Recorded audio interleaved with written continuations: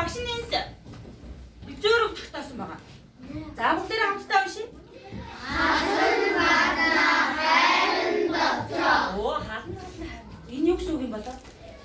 Тэний юм. За гэнэ.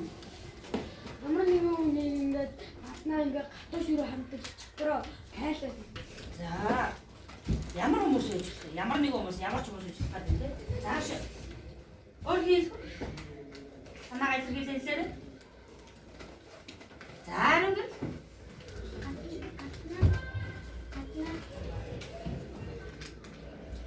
Зарагтай минь хөө.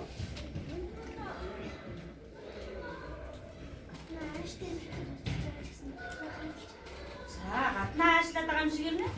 Хайрлж явдаг байж тийм. За. Гаднаа ааштай моогоо ширүүч гэсэн дотроо хайлж явдаг.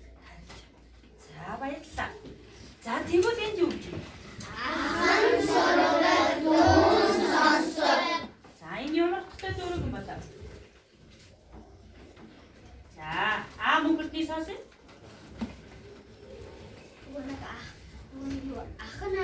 Ахын гад бооч хүмүүстэй дүүн нөгөө нэг юу жоохон болохоор нөгөө нэг ахын дүүтэй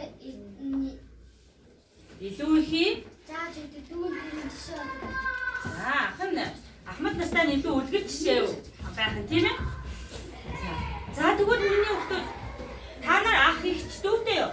Дүүтэй. Ах ихч байгаа юу? Байгаа. Ах ихчтэй дүүтэй тий.